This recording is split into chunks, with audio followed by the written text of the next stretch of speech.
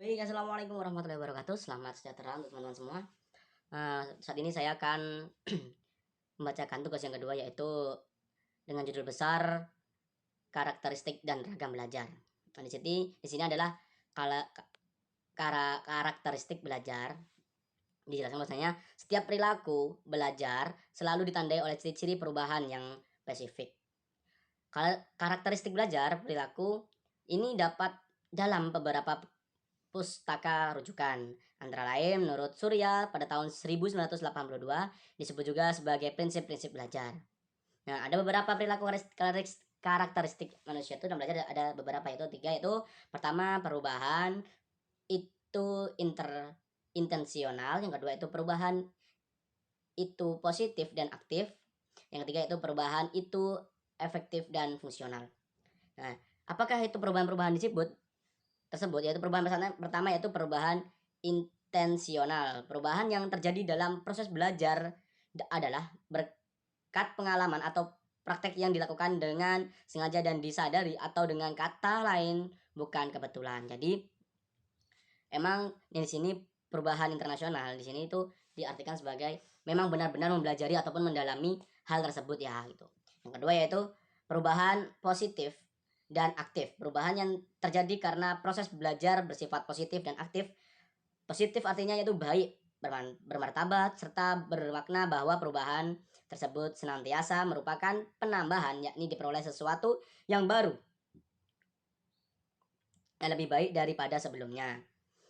Adapun perubahan yang terjadi dengan sendirinya seperti karena proses kematangan, misalnya bayi yang bisa merangkak setelah biasa duduk karena usaha anak itu sendiri. Jadi sini perubahan positif dan aktif ini bisa dikatakan bahwasanya karena perjalanan ataupun prosesnya gitu. Karena prosesnya dia semakin lama terbawa akhirnya dia menguasai proses belajar tersebut. Yang ketiga yaitu perubahan efektif dan fungsional. Apakah itu perubahan yang timbul karena proses belajar bersifat efektif, yakni berhasil atau berguna. Nah, di sini diartikan begitu, bahwasanya perubahan tersebut membawa makna dan manfaat tertentu bagi siswa dan siswi.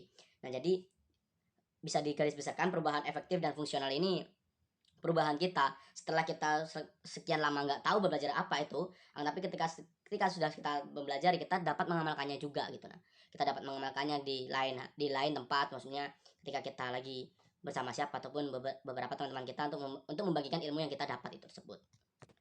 Itu yang dua yaitu ragam belajar. Di sini diterangkan bahwa ada beberapa ragam belajar ya. Yang pertama itu ragam abstrak, yang kedua yaitu ragam sosial, yang ketiga yaitu ragam pemecah masalah, yang keempat itu ragam dalam belajar rasional, yang selanjutnya itu ragam keterampilan, selanjutnya itu ragam kebiasaan, dan sudah itu saja.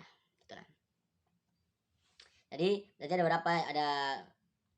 ada beberapa ya dari keterangan tersebut. Jadi itu adalah ragam-ragamnya, yaitu bisa disimpulkan bahwasanya uh, karakteristik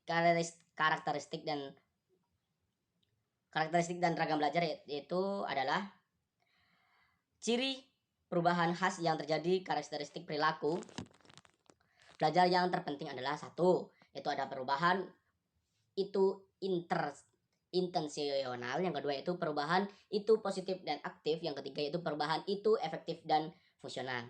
Nah, yang kedua itu ada beberapa ragam belajar. Yang pertama itu belajar abstrak. Ragam belajar yang pertama yaitu ragam abstrak, yang kedua itu belajar sosial, yang ketiga itu belajar pemecah masalah, yang keempat itu belajar rasional, yang kelima yaitu adalah belajar keterampilan, yang yang keenam adalah kebiasaan. Jadi emang sudah ragam-ragamnya belajar itu udah meliputi 6 tersebut gitu. Nah, semuanya pasti udah mengalami semuanya. Yang ketiga yaitu metode belajar. Metode belajar ada berapa sih? Ada 3 tadi kan saya sebutkan. Yang pertama yaitu fusional, yang kedua yaitu auditorial, yang ketiga yaitu kinestetik di situ. Jadi perlu diingat, jadi dalam bab ini ataupun dalam belajar ini kita ada beberapa poin. Yang pertama yaitu saya ulangi lagi ya, yaitu adalah ciri-ciri perubahan dalam karakteristik perilaku belajar. Yang kedua itu beberapa ragam belajar. Yang ketiga yaitu metode belajar. Nah, di situ. Mungkin cukup sekian dari saya materi yang kedua ini. Akhirul kalam. Wabillahi taufiq wal hidayah. Wassalamualaikum warahmatullahi wabarakatuh.